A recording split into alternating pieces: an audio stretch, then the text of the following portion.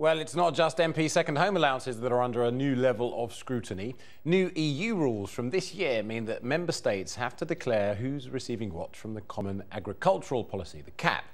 The system of EU farm handouts is much criticised by Eurosceptics, but More4 News has discovered a few rather interesting beneficiaries among the figures. Here's David Fuller.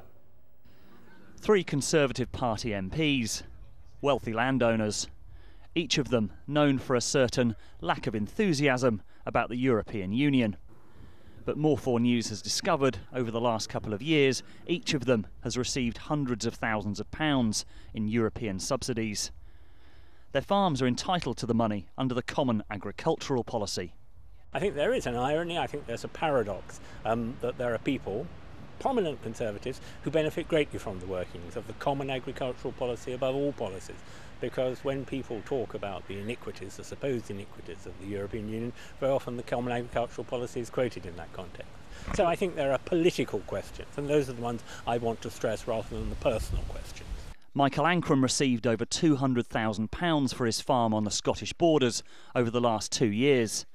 Philip Dunne also got just over £200,000 for his family farm in Herefordshire.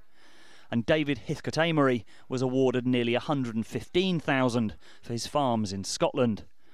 All 3 were among 45 MPs who supported Eurosceptic Bill Cash's amendment to the Lisbon Treaty. None wanted to speak to us on camera, but Michael Ancram said, "I am a non-active partner and only receive money if the farm makes a profit. I'd love to see the CAP reformed. As long as it exists, I am entitled to claim."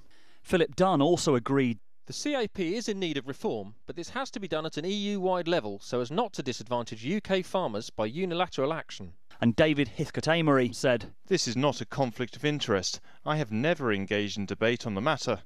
I am a long-standing critic of the EU, and that includes the whole way it is run, including payments." They're not the only parliamentarians to have received money under the CAP, but we've only now been able to find out who the recipients are because MPs must now name their farms on the Register of Interests. Jack Thurston has been campaigning for years to get access to data of who gets what under the CAP. This is money that's going to people for whom farming is not their primary source of income.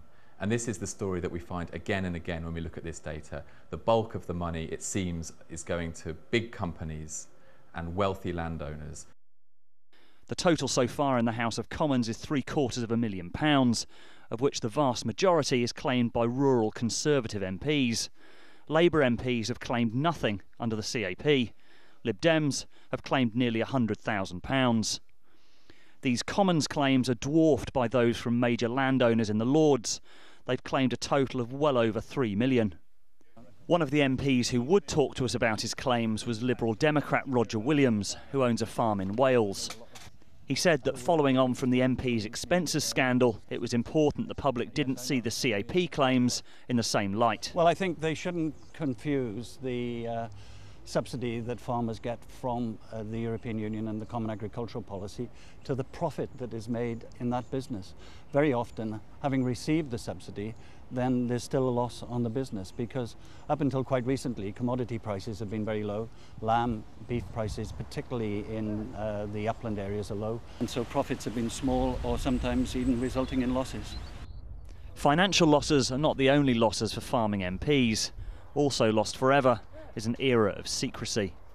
After a torrid parliamentary session, MPs are returning to their farms, homes or second homes to get used to a new era of transparency.